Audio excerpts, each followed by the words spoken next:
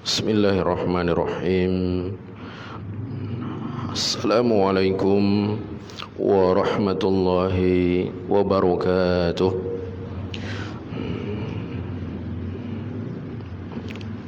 Alhamdulillahi rabbil alamin. Wabihi nasta'inu ala umuri dunya waddin. Salatu wassalamu ala ashrafil anbiya'i wal mursalin, Nabiyyina Muhammadin wa ala alihi wa ashabihi ajma'in wattabi'ina lahum bi ihsanin ila yaumiddin, amma ba'd. Iwal ikhwatu fillah, a'azzani Allah wa iyyakum, para jamaah Masjid Khadijah yang semoga senantiasa kita dirahmati dan diberkahi oleh Allah Subhanahu wa taala, dan selalu kita doakan semoga Allah Subhanahu wa taala berikan kita perlindungan, penjagaan dari segala keburukan dan juga dari segala mara bahaya, dan termasuk dari wabah-wabah penyakit yang berbahaya. Amin ya mujibas sailin. Jamaah sekalian, di kesempatan malam ini dengan izin Allah dan dengan mengucap rasa syukur kepada Allah Azza wa Jal, kita bisa kembali mengadakan majelis ilmu untuk melanjutkan pembahasan kita kitab Fiqhul Asma'il Husna, Fikih Asma'ul Husna, yang dikarang oleh Fadilatul Syekh Profesor Dr. Abdul Razak Ibn Abdul Muhsin Al-Abbad Al-Badr Hafidhahumallah Ta'ala, di mana kitab ini jamaah sekalian kita pelajari dalam rangka kita menyelami begitu luasnya samudra makna dan kandungan dari nama-nama Allah Subhanahu wa taala yang terindah. Terakhir pembahasan kita masih seputar nama Allah Subhanahu wa taala Al-Mannan, Allah Maha Pemberi Karunia, di bagian yang ke-75 dari kitab ini, nama Al-Mannan. Kita akan lanjutkan masih menjelaskan makna dan kandungan nama Al-Mannan, ya, di halaman 357 dari kitab Fiqhul Asma'il Husna, atau mungkin juga berbeda halamannya dengan cetakan yang lain, atau juga file PDF yang dimiliki atau dilihat oleh sebagian ikhwah kita. Kita lanjutkan. Qala al-muallif hafizahullah ta'ala,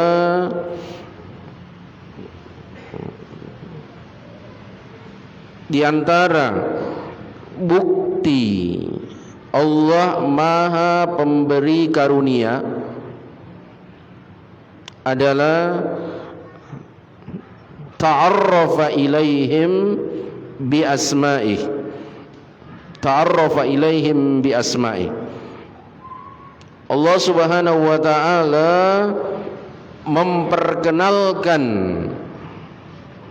kepada mereka, maksudnya jamaah saya memperkenalkan dirinya.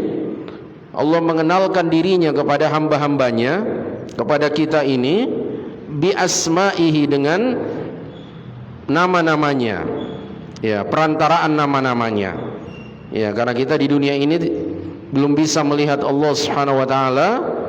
Nah, dan Allah Subhanahu wa taala juga tidak ada yang sekufu, tidak ada yang sama dengan Allah Subhanahu wa taala. Ya, karena untuk meyakini sesuatu itu ada wujudnya, menumbuhkan kepercayaan kepada kita akan kebenaran sesuatu, itu ada beberapa pilihan.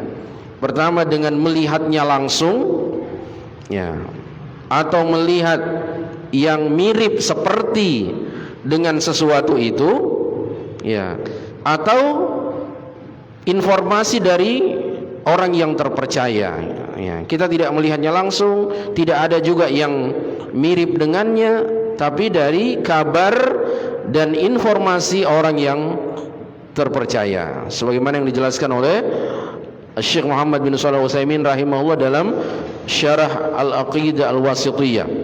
Ya, saat membahas tentang melihat Allah Subhanahu wa taala. Kita tidak bisa melihat Allah di dunia ini. Ya. Kan sudah sering kita lewati pembahasannya bagaimana Nabi Musa alaihissalam, sekelas sekaliber Nabi Musa alaihissalam yang mendapatkan julukan Kalimur Rahman, tidak sanggup melihat Allah Subhanahu wa taala. Kekuatan mata kita ini tidak mampu memandang wajah Allah Subhanahu wa taala yang maha mulia, yang maha agung. Demikian juga kita tidak bisa melihat, tidak ada yang sama, kemiripan yang mirip dengan Allah tidak ada. Walam yakul lahu kufuwan ahad, laisa kamitslihi syai'. Ya, ayat-ayat yang mengatakan tidak ada yang sama, yang sekufu dengan Allah Subhanahu wa taala.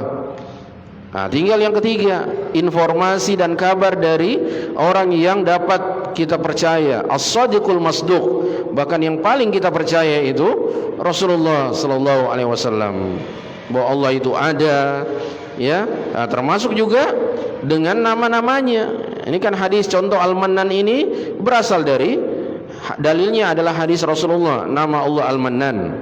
Ya, doa dengan menyebut nama Allah yang paling agung, Al-Ismul A'zam. Nah, sehingga tadi beliau mengatakan di antara karunia Allah Subhanahu wa taala, ta'arrafa ilaihim bi asma'ih. Ketika Allah Subhanahu wa taala memperkenalkan dirinya kepada kita para hambanya, itu melalui nama-namanya. Nah, ini salah satu kita tahu Allah itu Al-Mannan. Ya. Kalau kita banyak dosa, ya, bumi ini sudah sempit, dhaqat alaihimul ardu mimma rahubat, sudah sempit bumi ini padahal bumi ini luas. Kepada siapa kita memohon ampunan? Kita tahu Allah itu Al-Ghafur, Al-Ghaffar, At-Tawwab, penerima taubat. Nah, kalau lagi seret rezeki, ya, kita memohon kepada Allah Subhanahu wa taala dimudahkan rezeki kita, dilancarkan usaha kita. Kita tahu karena Allah itu Ar-Razzaq, namanya Ar-Razzaq atau Ar-Raziq, khairur raziqin, ya, dan seterusnya dan seterusnya. Jadi Allah memperkenalkan dirinya kepada kita dengan perantaraan nama-namanya. Itu bukti karunia Allah Subhanahu wa taala. Allah adalah Al-Mannan. Bukti berikutnya, kata beliau hafizahullah, wa amarahum bima amarahum bihi rahmatan minhu bihim wa ihsana. Dan Allah Subhanahu wa taala memerintahkan mereka para hamba dengan apa yang Dia perintahkan mereka dengannya sebagai rahmat darinya, dari Allah terhadap mereka, dan sebagai ihsan, bentuk ihsan, perbuatan baik Allah Subhanahu wa taala kepada hambanya. Ya. Semua perintah-perintah Allah Subhanahu wa taala adalah maslahat buat para hamba.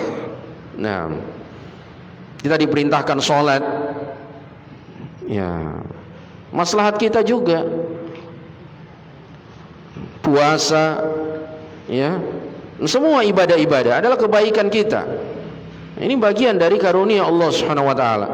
Dan ingat, ikhwafillah, awal tadi saya lupa mengingatkan kembali, ini adalah contoh-contoh atau bukti-bukti karunia Allah Subhanahu wa taala kepada hambanya yang bersifat khusus. Ya, karena di paragraf pertama, pembahasan pertama atau bagian pertama, oleh Syekh hafizahullah dibawakan contoh-contoh dan bukti-bukti karunia Allah yang sifatnya umum. Semua makhluk, semua hamba, biar orang kafir, biar orang yang tidak taat, mujrim, semua mendapatkan karunia Allah Subhanahu wa taala. Nah, kalau yang sekarang ini, lanjutannya malam ini adalah karunia Allah Subhanahu wa taala yang bersifat khusus. Makanya tadi Allah perintahkan mereka dengan perintah-perintahnya sebagai rahmat dan kebaikan Allah Subhanahu wa taala untuk hamba-hambanya. Semua perintah Allah adalah bermaslahat untuk hamba. Nah, Allah perintahkan menutup aurat bagi wanita, ya bermaslahat untuknya, rahmat karunia dari Allah Subhanahu wa taala. Nah, sehingga kata beliau la hajata minhu ilaihim. Allah Subhanahu wa taala tidak punya hajat, tidak punya kebutuhan dengan perintahnya tadi itu dari Allah SWT kepada mereka. Allah tidak punya kepentingan gitu. Ketika Allah memerintahkan suatu perintah, suatu amalan atau syariat untuk dijalankan, Allah Subhanahu wa taala tidak punya kepentingan di situ. Karena Allah Maha Kaya, tidak butuh kepada kita. Ayat yang jelas ikhwafillah di surat Az-Zariyat setelah ayat wa ma khalaqtul jinna wal insa illa liya'budun, dan aku tidak perintahkan jin dan manusia melainkan untuk beribadah kepadaku. Lanjutannya ma uridu minhum mir rizqi wa ma uridu minhum ayyut'imun. Aku tidak menginginkan dari mereka untuk memberi rezeki kepadaku, dan aku tidak menginginkan dari mereka untuk memberi makan kepadaku. Ya. Karena secara murni Allah Subhanahu wa taala perintahkan kita untuk beribadah untuk kemaslahatan kita juga, untuk kebaikan kita juga. Nah, kecuali ikhwafillah ada iskal ya. Sering ada yang bertanya, pernah ada yang menanyakan, kalau begitu Ustaz, bagaimana dengan hadis tentang surat Al-Fatihah? Hadis qudsi ya. Ketika hamba membaca Alhamdulillahirabbil alamin, ya Allah mengatakan hamadani rabbi, hamadani abdi, hambaku telah memujiku. Ya, dan ketika hamba membaca Ar-Rahmanir Rahim, ya Allah Subhanahu wa taala akan mengatakan majjadani abdi, hambaku telah memuliakanku. Ketika si hamba membaca Maliki Yaumiddin, Allah mengatakan asna alayya abdi, hambaku telah menyanjungku. Ya, itu semua untuk hamba jelas. Ya. Tapi ketika si hamba membaca iyyaka na'budu wa iyyaka nasta'in, ya Allah mengatakan dalam lanjutan hadis qudsi, ya hadza li 'abdi wa li 'abdi ma sa'al. Ini untukku dan untuk ini untuk hambaku dan untuk si hambaku apa yang dia minta. Ya, karena dia minta di sini ya ketika membaca ihdinas siratal mustaqim, ketika iyyaka na'budu wa iyyaka nasta'in, Allah membagi dua, untuk hambaku dan untukku. Ya, wali abdi ma sa'al, dan untuk hambaku apa yang dia minta. Kan iyyaka na'budu wa iyyaka nasta'in. Nah, apakah di sini menunjukkan Allah itu membutuhkan ibadah dari hambanya? Tidak. Ya. Ini semata-mata murni adalah menjelaskan fadlu suratil Fatihah, keutamaan surat Al-Fatihah. Ya, bukan menunjukkan bahwasanya Allah Subhanahu wa taala punya kepentingan dengan si hamba membaca surat Al-Fatihah, Allah diuntungkan, tidak. Ya, karena Allah Subhanahu wa taala Maha Kaya dan tidak butuh kepada hambanya. Kitalah yang butuh kepada Allah Subhanahu wa taala. Nah, Syekh tadi mengatakan la hajata minhu ilaihim. Allah perintahkan hambanya kita ini, tapi dia tidak butuh kepada kita. Nah, dia perintahkan kita dengan perintah-perintah, dia syariatkan dengan syariat-syariat untuk kemaslahatan kita. Demikian juga kata beliau lanjutannya, wa nahahum bima nahahum anhu himayatan wa siyanatan lahum la bukhlan minhu alaihim. Dan Allah Subhanahu wa taala melarang mereka, ya melarang para hamba dengan larangan-larangan dalam syariat agama itu sebagai penjagaan dan perlindungan untuk mereka, untuk kita para hamba. Dilarang kita begini, dilarang zina, dilarang minum khamr, dilarang berjudi, dilarang mengumbar aurat. Itu semua adalah penjagaan buat kita. Dilarang makan ini, makan itu yang haram, minum ini, minum itu yang haram. Bukan la bukhlan minhu alaihim, bukan karena Allah bakhil kepada kita. Nah, ikhwah billah azani Allah wa iyyakum, ketika Allah Subhanahu wa taala melarang Nabi Adam dan Hawa mendekati pohon khuldi, Ya, disebut pohon khuldi karena buahnya mendatangkan, diklaim oleh iblis akan memberikan al-khuld, kekekalan kalau memakannya. Ya. Allah mengatakan wala taqraba hadhihi syajarata fatakuna minadh dhalimin. Janganlah kalian berdua wahai Adam dan Hawa mendekati pohon ini. Niscaya kalian akan menjadi orang-orang yang termasuk orang-orang yang zalim. Apakah Allah SWT bakhil? Masa cuma surga begitu banyaknya kenikmatan dan fasilitasnya, ya? Kemudian Allah SWT melarang satu pohon ini. Mana yang menunjukkan kebakhilan Allah SWT? Semua kenikmatan surga dirasakan oleh Adam dan istrinya. Ya, tinggal jangan mendekati pohon ini saja. Ya, ini sama sekali tidak menunjukkan Allah SWT bakhil. Ada maslahat, ada hikmah di balik larangan itu. Nah, Syekh juga mengulangi di sini, beliau mengatakan la bukhla minhu alaihim. Ketika Allah melarang hamba-hambanya, itu karunia Allah SWT, bukan karena Allah bakhil kepada mereka. Selanjutnya, bukti berikutnya, wa khatabahum bi altafi khitabin wa ahla. Dan Allah Subhanahu wa taala memukhatabah, mengajak bicara, ya, berkomunikasi, menyampaikan ucapan-ucapan firman-firmannya bi altafi khitabin wa ahla, dengan ungkapan yang paling lembut dan yang paling manis. Ya. Ucapan-ucapan Allah Subhanahu wa taala paling lembut. Mana ya masa dalam Al-Qur'an kita jumpai ada kalimat-kalimat atau ungkapan-ungkapan Allah yang kasar kepada hamba-hambanya. Ya. Tidak ada. Bahkan begitu banyak ungkapan-ungkapan dalam Al-Qur'an itu dengan kata-kata yang betul-betul diperhalus. Ya. Perintahnya betul-betul diperhalus, seperti hubungan suami istri, ya. Ya, ketika puasa Ramadan dilarang, ya, berhubungan di siang hari Ramadan, dan ketika masuki waktu malam wabashiruhunna, ya, wala tubashiruhunna wa antum aakifuna fil masajid. Ya. Ketika bersih dari haid, ya, diperintahkan, ya, waqtuhunna min haitsu amarakumullah, datangi mereka dengan bahasa yang sangat lembut, dengan bahasa yang sangat dihaluskan, ya, oleh Allah Subhanahu wa taala. Wa ahla, dan sangat manis. Nah, ini bukti karunia Allah Subhanahu wa taala kepada hamba-hambanya.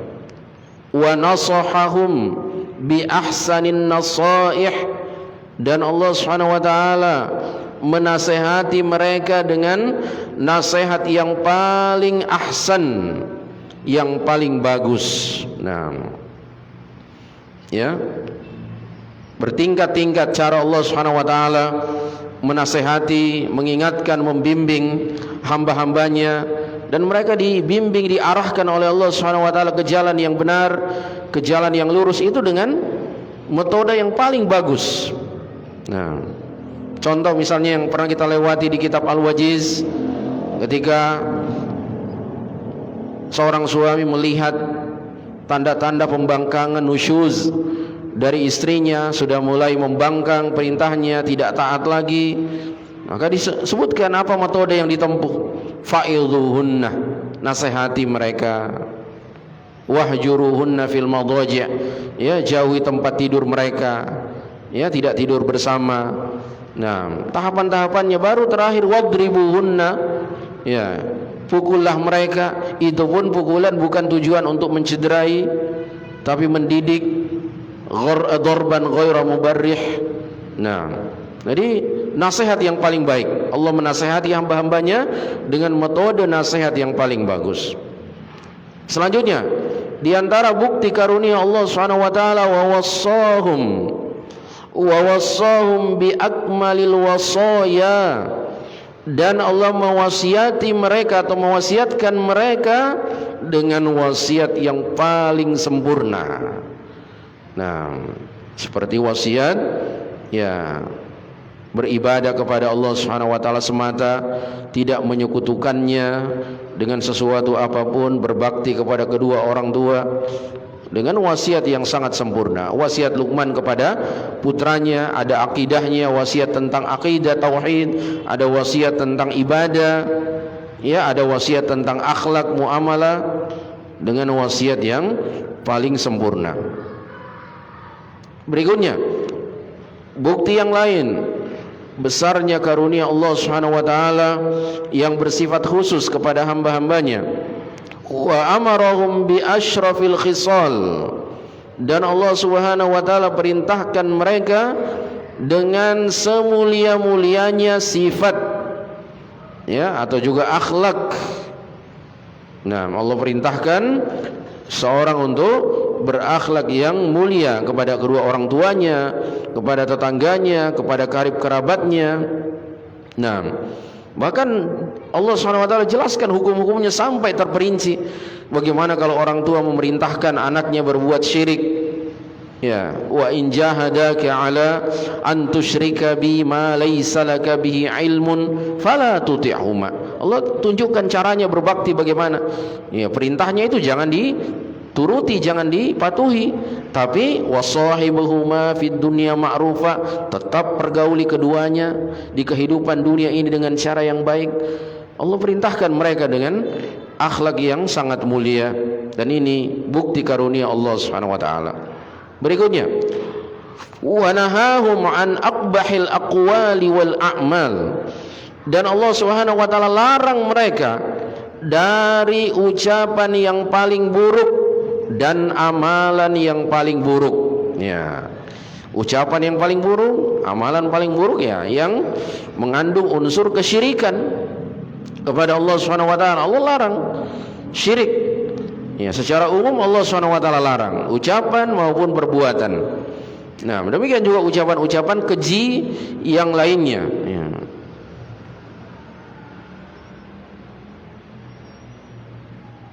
Seperti termasuk ucapan yang sangat buruk, wa antaqulu 'alallahi ma la ta'lamun. Allah larang, jangan sekali-kali kamu berkata-kata tentang Allah tanpa didasari ilmu. Ya, berkata-kata tentang syariatnya, tentang hukum-hukum agamanya tanpa dasar ilmu dan basirah, keterangan yang jelas. Allah melarang dari ucapan yang paling buruk, demikian juga dari perbuatan yang paling buruk. Berikutnya, wasarafa lahumul ayati wa daraba lahumul amsal, dan Allah Subhanahu wa taala palingkan untuk mereka atau arahkan untuk mereka ayat-ayat, yaitu tanda-tanda kebesaran Allah Subhanahu wa taala. Ya, Allah arahkan, Allah bisa juga bermakna memalingkan, tapi dipalingkan untuk kepentingan hamba, biar hamba ini bisa bertafakkur dengan tanda-tanda kebesaran Allah Subhanahu wa taala, dengan pergantian musim, ya, dengan pertukaran waktu siang malam, kemudian juga ada gerhana matahari, gerhana bulan, ya, semua ini adalah karunia Allah Subhanahu wa taala. Nah, dan wa daraba lahumul amsal, Allah Subhanahu wa taala berikan kepada mereka contoh-contoh permisalan. Nah, ya, Al-Qur'an ikhwafillah banyak sekali, ya, permisalan-permisalan dalam Al-Qur'an, hingga Imam Ibnu Qayyim rahimahullah mengumpulkan permisalan-permisalan di dalam Al-Qur'an, di dalam beberapa kitab atau kitab beliau yang beliau karang khusus untuk permisalan-permisalan di dalam Al-Qur'an. Nah, seperti misalnya Allah Subhanahu wa taala memisalkan kalimat tauhid. Ya, Allah memisalkan wa masalu kalimatin thayyibatin kasyajaratin thayyibah asluha thabit wa far'uha fis sama' tu'ti ukulaha kulla hinin bi'idni rabbiha. Dan perumpamaan kalimat yang baik, yaitu kalimat tauhid, seperti pohon yang baik yang akarnya menghunjam kokoh ke bumi, sementara batangnya menjulang tinggi ke langit, kemudian akan menghasilkan buah-buah pada musimnya dengan izin Rabbnya. Perumpamaan yang sangat indah di dalam Al-Quran. Ya. Baik, lanjut. Khawfillah, di antara karunia Allah Subhanahu wa taala, wa wassa'a lahum turuqal ilmi bihi wa ma'rifati. Dan Allah Subhanahu wa taala meluaskan, membentangkan untuk mereka para hambanya jalan-jalan untuk mengilmui Allah dan untuk ma'rifah kepada Allah. Ya. Tadi di awal kajian kita ada kalimat Allah memperkenalkan dirinya kepada kita dengan nama-namanya.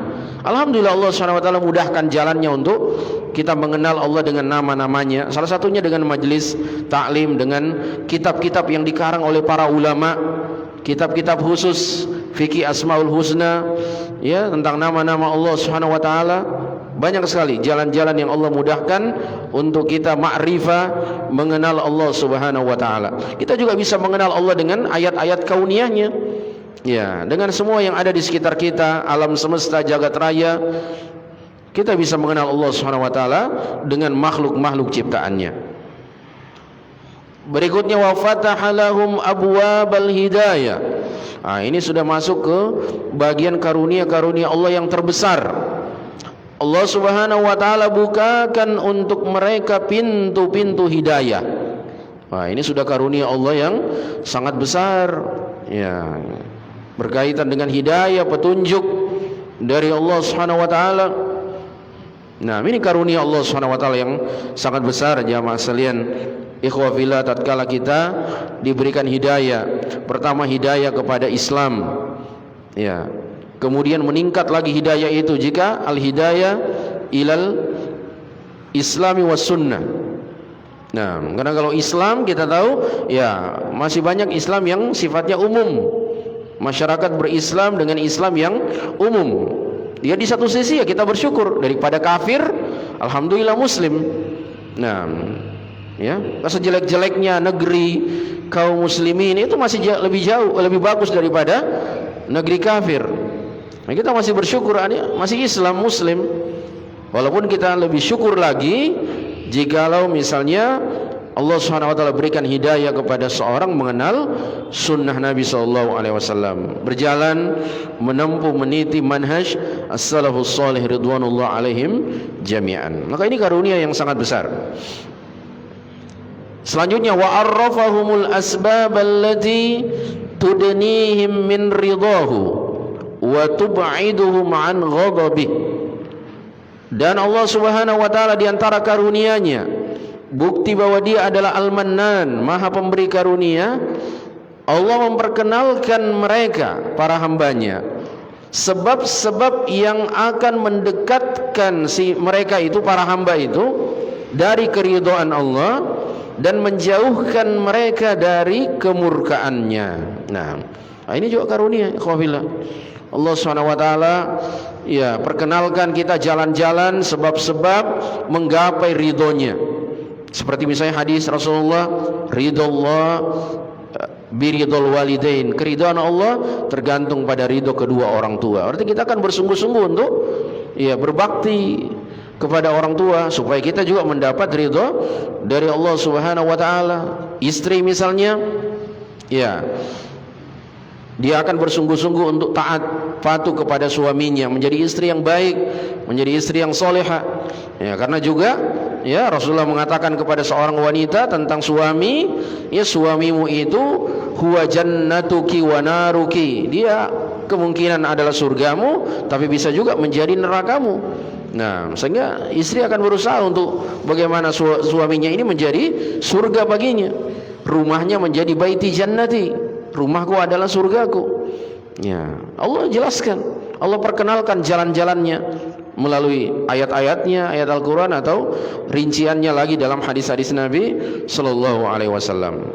Nah, itu yang terakhir beliau sebutkan contoh dan bukti karunia Allah Subhanahu Wa Taala yang bersifat khusus. Kemudian Syekh Abdul Razak mengatakan, ila ghairi zalika min anwa'i ni'amihi wa sunufi minani, dan lain sebagainya dari bermacam-macam nikmat-nikmatnya dan beraneka ragam karunia dan anugerah dari Allah Subhanahu wa taala. Itu hanya contoh saja ya. Ikhwah, hanya contoh saja, baik yang bersifat umum maupun yang bersifat khusus. Al-Qail subhana, dialah Allah Subhanahu wa taala yang berfirman, wa in ta'uddu ni'matallahi la tuhsuha. Dan jika kalian mencoba berusaha untuk menghitung-hitung nikmat Allah, kalian tidak akan sanggup menghitungnya.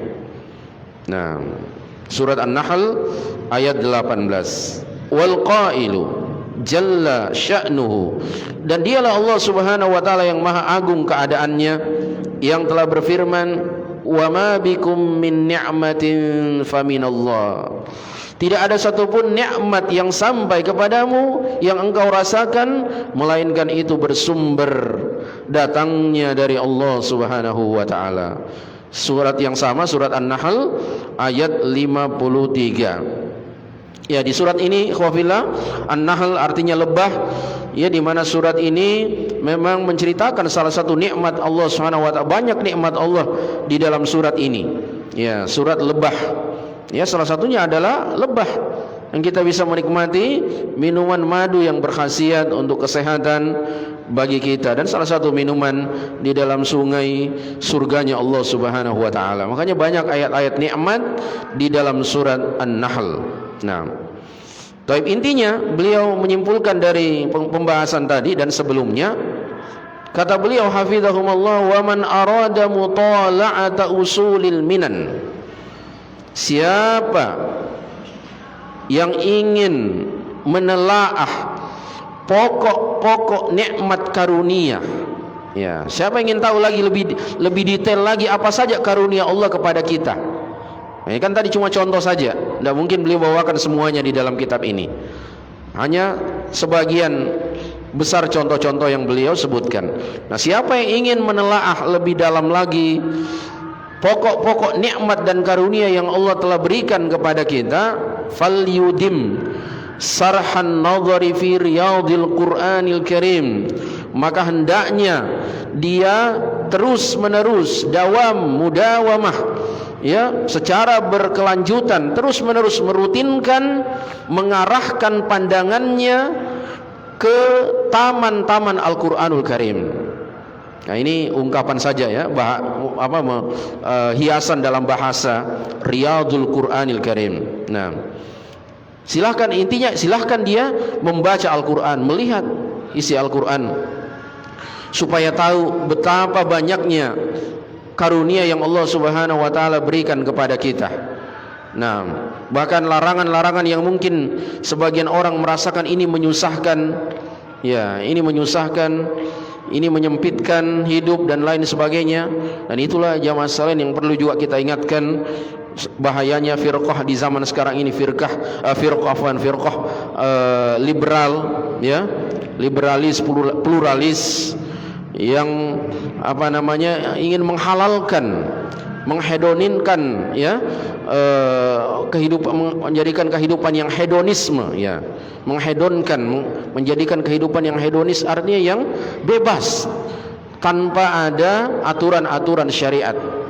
Nah, ya, maka berita-berita yang kita dengarkan misalnya di beberapa negara Arab sudah mulai, ya, terbuka, agak longgar. Nah, ini adalah upaya dari kelompok liberal untuk semakin, ya, menyebarkan pemikiran munharif mereka. Nah, dan orang-orang yang lemah keimanannya, yang merasa selama ini terkungkung dengan ajaran syariat, ya, menganggap syariat malah memberikan mudarat baginya, menyempitkan ruang geraknya dan lain sebagainya, menyambut ini seruan-seruan propaganda kesesatan kaum liberal ini. Makanya sekarang di Saudi sendiri itu sangat gencar sekali menyerang kaum liberal dan pluralis ini, kaum pluralis, ya, karena bahaya sekali. Ini ingin menghilangkan nikmat karunia Allah Subhanahu wa taala. Makanya Syekh mengatakan, terus meneruslah arahkan pandanganmu ke taman-taman Al-Quranul Karim. Beliau ingin mengatakan, tekunlah membaca Al-Quran, Ya, makanya kita alhamdulillah mengapresiasi ya jamaah kita, bapak-bapak kita yang masya Allah semangat untuk mempelajari Al-Quran ya di masjid ini, tahsin tilawahnya, tajwidnya. Nah, ya karena membaca Al-Quran ya setidaknya 3 yang kita lakukan: membacanya, kemudian murajaah dan menghafalnya, dan ada waktu untuk mentadabburinya. Ya, kita merenungi makna-makna dan kandungannya. Nah, ini semua masuk dalam bimbingan beliau. Hendaknya dia terus-menerus mengarahkan pandangannya ke taman Al-Qur'anul Karim wal yata'ammal. Nah, di sini tadabbur, dan hendaknya dia memperhatikan ma addadallahu fihi min ni'amihil azima wa atayahul karima wa minanihil jazila. Dan hendaknya dia perhatikan apa yang Allah Subhanahu wa taala telah persiapkan atau telah sebutkan berulang-ulang kali, banyak penyebutan di dalam Al-Quran tentang nikmat-nikmatnya yang agung, pemberian-pemberiannya yang mulia, dan karunia anugerahnya yang melimpah. Nah, ya beberapa yang disebutkan tadi oleh beliau itu hanyalah contoh, dan nanti akan beliau sebutkan juga contoh-contoh yang lain. Faqad dzakkara subhanahu ibadahu biminnatil hidayati li hadzal din. Sungguh Allah Subhanahu wa taala telah mengingatkan hamba-hambanya dengan nikmat hidayah kepada agama ini, wal ikhraji min zulumatis syirki wal kufri bi rabbil alamin, dan keluar dari gelapnya kesyirikan dan kekufuran kepada Allah Rabbul Alamin. Nah, ini contoh-contoh lain dibawakan oleh beliau dari ayat-ayat Al-Quran. Pertama, nikmat hidayah kepada agama Islam. Qala ta'ala, Allah Subhanahu wa ta'ala berfirman, ya ayyuhalladzina amanu, wahai sekalian orang-orang yang beriman, idza darabtum fi sabilillah, jika kalian berperang di jalan Allah, fatabayyanu, maka telitilah. Tabayyun di sini maknanya telitilah, hati-hati ketika berperang di jalan Allah Subhanahu wa taala. Ini ada adab-adabnya. Di antara aturan mainnya adalah tabayyun, harus teliti. Telitinya di sini bukan kaitannya dengan informasi dan sebagainya, cross check berita dan sebagainya, tapi telitilah wala taqulu liman alqa ilaikumussalama lasta mu'mina. Jangan sampai kamu mengatakan kepada orang yang mengucapkan salam kepadamu, engkau bukan mukmin, lantas engkau membunuhnya. Ini maksudnya adalah tidak teliti. Ada orang kafir misalnya, dia mengucapkan kalimat syahadat, ya zahirnya muslim, sudah muslim, tidak boleh ditumpahkan darahnya. Ya, makanya Rasulullah marah besar kepada sahabat Usama bin Zaid ketika ya Usamah menghadapi seorang kafir yang sudah mengucapkan kalimat tauhid, tapi Usama tetap membunuhnya. Alasannya Usama, dia mengucapkan itu karena takut saja dengan pedangku, melihat kilatan pedangku itu, ya dia seperti takut, akhirnya dia mengucapkan, spontan dia ucapkan. Apa kata Rasulullah? Hal syaqaqta sadrahu, apakah engkau telah membelah dadanya? Ya, itu urusan dia, soal dia jujur dengan ucapannya, dia ucapkan itu karena takut, itu terserah Allah, Allah yang nilai nanti. Kita hanya menghukumi zahirnya saja. Nah, ini salah satu kemarahan Rasulullah kepada sahabat. Ya, selain Rasulullah marah kepada Mu'ad bin Jabal yang memanjangkan sholat Isya, nah ini juga salah satu momen marahnya Rasulullah kepada sahabat sendiri, karena membunuh orang yang sudah zahirnya muslim dan keislamannya itu sudah menjaga, melindungi dan memelihara darahnya. Maka telitilah, kata Allah, jangan kamu ucapkan kepada orang yang mengucapkan salam kepadamu, kamu bukan mukmin, kemudian dibunuh, tidak boleh. Tabtaguna aradal hayatid dunya, karena mencari kesenangan hidup dunia, maksudnya ghanimah, harta rampasan perang. Ya, khusus di sini, karena ini peperangan, ya kan, kancah peperangan. Ya, karena kamu ingin mencari harta rampasan perang. Kalau dia dibunuh karena dia kafir, mungkin dia meninggalkan harta, hartanya bisa kita ambil. Makanya Allah larang. Dan Allah katakan selanjutnya, fa indallahi maghanimu katsira. Di sisi Allah keuntungan-keuntungan yang banyak. Allah menggunakan kalimat maghanim. Ghanimah juga, ghanimah yang paling besar yang hakikinya ada di sisi Allah Subhanahu wa taala. Kadzalika kuntum min qablu famannallahu 'alaikum fatabayyanu. Demikianlah kalian juga dulu sama seperti mereka. Nah, makanya apabila kita tidak boleh istihza, mengejek orang-orang yang sesat. Ya, tidak boleh. Karena dulu kita juga mungkin seperti mereka, bahkan mungkin lebih parah keadaan kita dari mereka. Ya, kita juga dulu tidak tahu jalan sunnah, tidak tahu manhaj salaf. Ya, bahkan mungkin lebih parah keadaan kita dari mereka. Maka Allah ingatkan, kadzalika kuntum min qablu. Kalian dulu juga seperti itu. Ingat nikmat dan karunia Allah, hidayah dia berikan kepadamu. Kalian dulu juga seperti mereka. Famannallahu 'alaikum fatabayyanu. Lalu Allah Subhanahu wa taala berikan karunia-Nya kepada kalian, maka telitilah. Fatabayyanu. Innallaha kana bima ta'maluna khabira. Sesungguhnya Allah Subhanahu wa taala itu maha teliti terhadap apa yang kalian perbuat. Surat An-Nisa ayat 94.